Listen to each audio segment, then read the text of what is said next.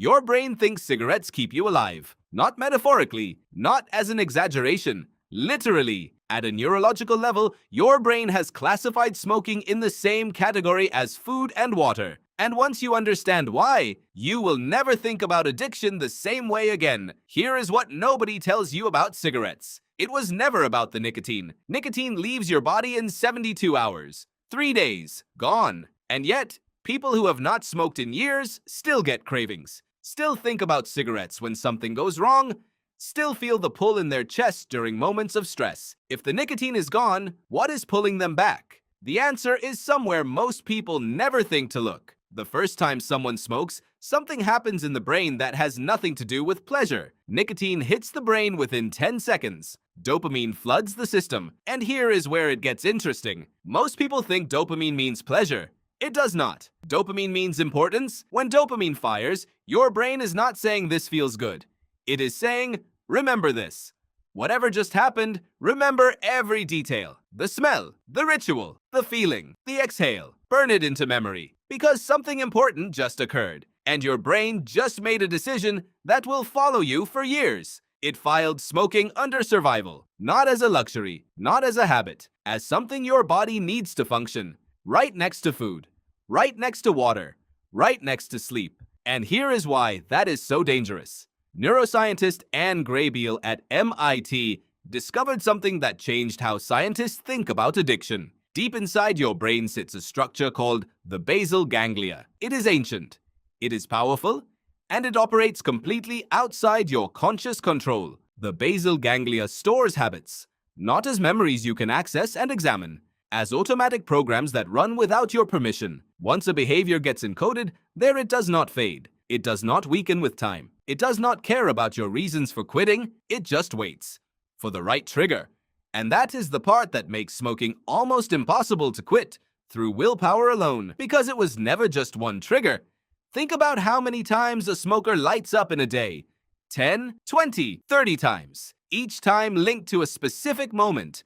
Stress at work, morning coffee, after a meal, a drink with friends, finishing a long task. Each one of those moments, repeated thousands of times, has been hardwired by the basal ganglia into a trigger response loop.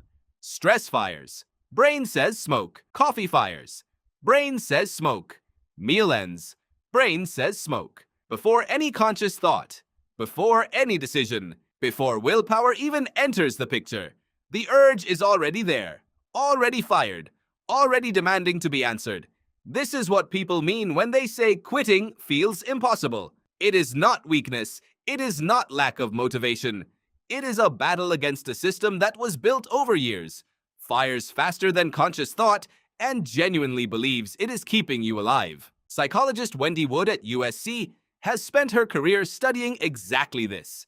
Her conclusion is simple and devastating. Habits are not broken. They are replaced. The neural pathway does not get erased when you quit. It gets competed with. And if you do not build a competing behavior, something that fires in response to the same triggers, willpower is the only thing standing between you and the cigarette. And willpower runs out every time, eventually, for everyone. This is also why environment matters more than most people realize. Research shows that people who successfully quit smoking almost always change their environment at the same time. New routines, new contexts, new associations, because the triggers that live in the old environment keep firing the old pathways. The brain sees the coffee cup and the loop begins before the person has even thought about cigarettes. You are not fighting a chemical, you are fighting a map. A detailed, precise, deeply embedded map of triggers and responses that your brain built over years and encoded as survival behavior. And maps do not disappear just because you decide to stop following them. But here is the thing about maps. Once you can see them,